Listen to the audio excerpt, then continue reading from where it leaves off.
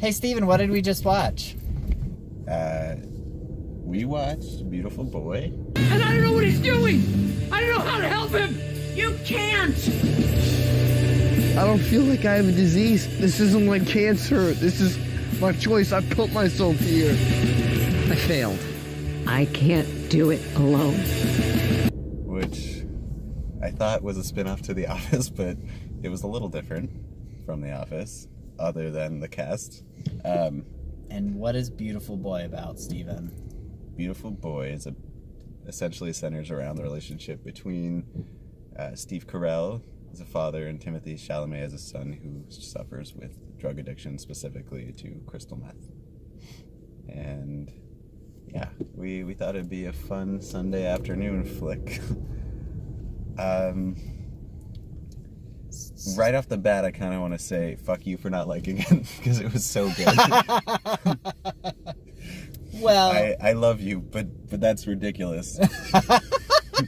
I didn't say anything. I think it was one of the better movies we've seen. I didn't say a damn word yet. Yeah, but Steven. I'm smart enough to know. Well, let's just... All right. Have you seen the Rotten Tomato scores for this movie? No, but I'm Okay. gonna assume. All right, let's hear it. Let's hear your guess on it. I'm gonna say 60. The critical score, 60? Yeah. What about audience score? Audience score, I would say 91, 92. Wow, okay. So I was going to guess a critical score of like 80-ish, and then an audience score of maybe 50. Because I have a feeling that this movie's going to be pretty hit or miss for people. But I thought it was well done. I don't know about hit or miss.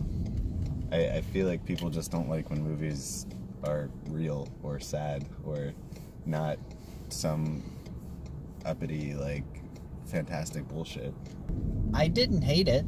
I mean, my thing with this movie, as much as I thought it was really well done, and as much as I thought that the what they were trying to convey to people was important, I still felt like something was missing to it, and I don't know what it is. And maybe you're right. Maybe it is like it was just missing the fantasy. Maybe it was just too real, and that's like where my disconnect was. But I don't know. I think It's hard to explain. I think perhaps what you're missing, and this has been a thing with us in the past, is a story. It's like There was a clear story, and there was a story, but I think I don't know. I feel like there's no. I mean, there's no heroes or villains. There's no antagonist or protagonist. It's just fine with that. It's just life. Yeah. And I mean, I think this movie did way better at that than A Star Is Born. Big time. I thought this did no, I thought this was much more realistic. that slice of life way better than movies that do that. Even better than like mid-90s.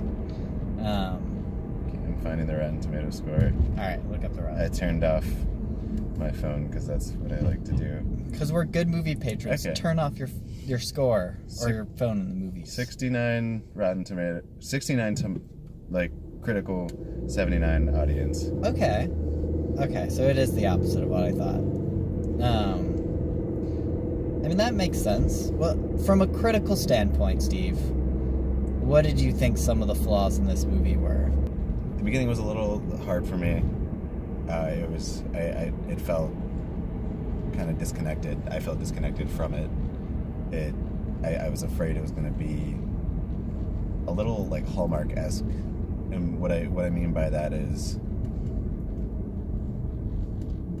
it's hard to explain, but it didn't seem like it was going to feel very real because, and I think part of that has to do, I'm such a huge fan of The Office that Steve Carell really, it's hard for me to get out of the fact that everything he says reminds me of Michael Scott, even when he's yelling or crying. And, but I think the way it jumped around sometimes was a little confusing and unnecessary. Like timeline wise. And I mean, I get, like, you know, they'd have inserts of, like, something reminding him of his son, but, you know, it was...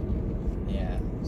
I think part of, you know, some of that was a little like pandering for tears. And when they flash back to young Timothy Chalamet's character Nick, he was a kid, but other than that, no one aged in this movie, and it took place over years. He had these little siblings, and they didn't age, and Steve Carell never aged, and that bothered me a little bit. It's not a huge deal, but it is hard to suspend your disbelief for something that's so realistic. Those kind of flaws really stick out. What else?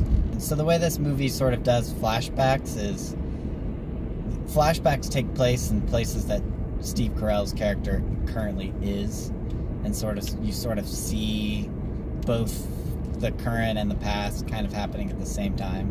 It's an interesting way of doing it, but it did get confusing, because sometimes I was like, oh, is this current? I wasn't really sure, because once again, Steve Carell's character never really changed in those flashbacks, so it was kind of hard to tell what was going on exactly, but yeah, that did confuse me a little bit, but I kind of liked that, to be honest with you. I liked that way of, he's in a place that he had a memory, and he has that memory kind of while he's going about his normal things in that space. I kind of liked how that was done, to be completely honest. Just, yeah. I thought Steve Carell's character could have been had more depth. I think I don't necessarily think the writing was the best, the dialogue, but I do think fucking Timothy Chalamet acted the shit out of this movie. I mean, he's good in everything. Let's be honest. He's gonna be our generation's, one of our top actors. I truly believe that. Him, Lucas Hedges, Michael B. Jordan, Miles Teller. But bear with me on this one, Steve. I felt like his acting was so good that it almost distracted from everyone else's. It was so good. He did outshine everybody. Steve Carell did well, for sure, but Timothy Chalamet destroyed everything. I think we were saying it's like a sport. Steve Carell did pretty good, but Chalamet really showed them the dominated. He did, though. I mean, he dunked him. That's really, I think the reason I felt this so effectively is because Timothy Chalamet put it across effectively. It's very realistic, his acting style. It's not, I don't think it's overly dramatic. I think he really hits it on the nose, and that's beautiful. The other thing, first of all, there were a lot of pretty shots. That was nice. Some of it was very visually appealing. So wait, can we talk about those though? Yeah. There were some shots that absolutely did not need to happen. Yeah, totally. But they were really well shot scenes that absolutely were pointless, and there's one scene where he's standing under those trees on in the cliffside. It's an excellent shot, but I was like, what the fuck? No, totally. There's no point to. There's definitely a lot of scenes where it's just oh, that looks cool, let's throw that in, which will again take you away from the story. And another criticism I have is it's largely, I understand it's a drama and it hits heavy and it's not supposed to be funny, but that doesn't mean it has to be humorless, and a lot of it was humorless. There were a couple scenes that were like the biking with the sponsor. That was pretty cool. I liked, that was just more lighthearted and was a nice kind of reprieve from the heaviness of everything else. But yeah, that was nice. That was very important to the this is what you can feel without. That was, and the sponsors, you only saw a little bit of him, but he seemed awesome, and that was cool. It was not a humor. There was no humor. There was no comic relief. Almost none. I like when movies take themselves seriously, and even in these hard times, these ridiculously hard times, there is humor. It's not, and not just drug-induced humor. There's, I don't know.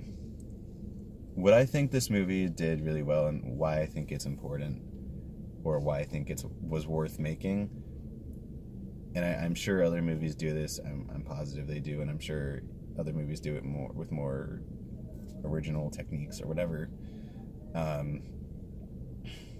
But I think this movie really portrayed the fact that this is recovery addiction, mental illness, things of the sort, is not something you get over. It's something you fight every day. It's not, you don't just get sober and you're cured. You're sober every day. That's a choice, every minute of every day. And I think this showed that so effectively, because it would make you think everything is happy and everything is good, and then suddenly he's using it again, and it's like, why the fuck is he doing that?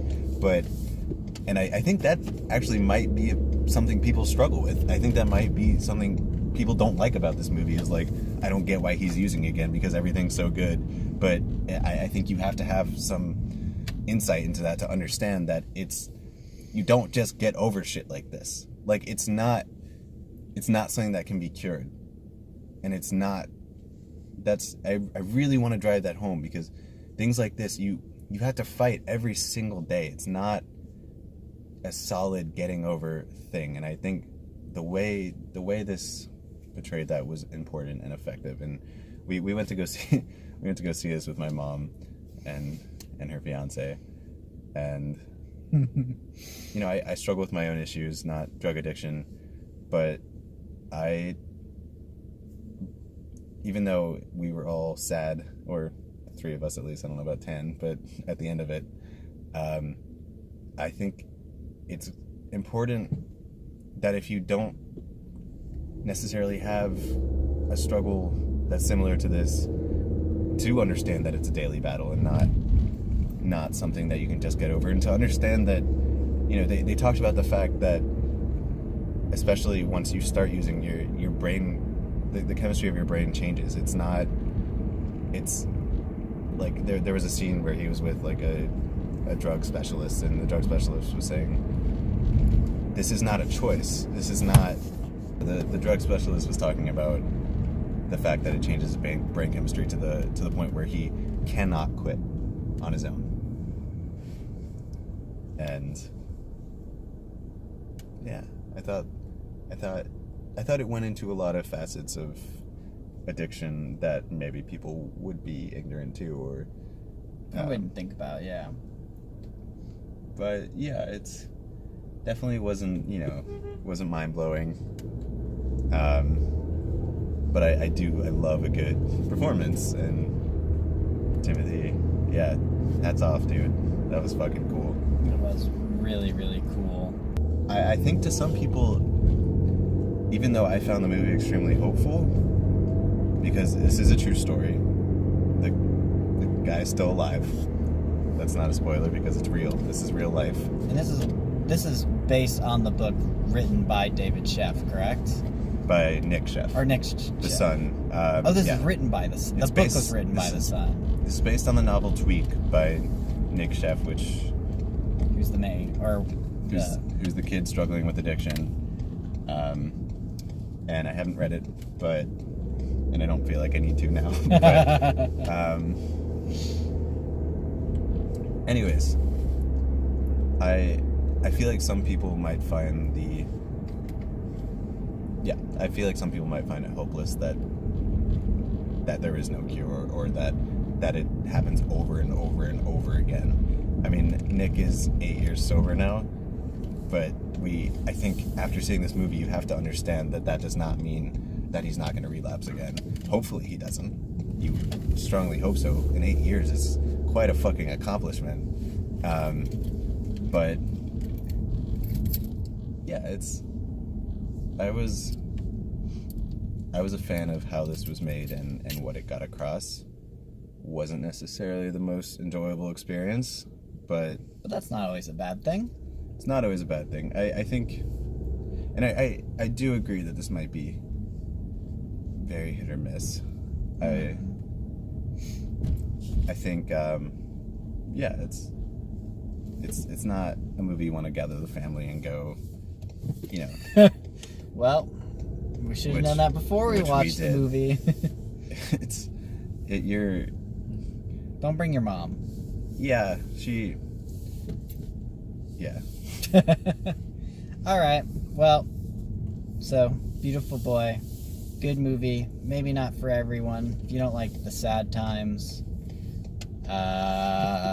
potentially avoid. But This movie was apparently brought to you by Amazon Prime. Seriously. Actually, literally. Amazon Studios. Which I made know is a this. thing. Yeah. It bothers me, and I don't know why. I just feel like I'm a slave to Amazon, so I'm fine it with feels cheap to me. Like Amazon commissioned this movie. Like, I don't know. I'm skeptical of Amazon. that. Amazon, we loved this movie. Sponsor us. Give us your money. Amazon, I like the movie, but I'm not sure about you as a company. So, You say that as we go to Whole Foods several times a week. okay, but Also brought to you by the Amazon Prime card.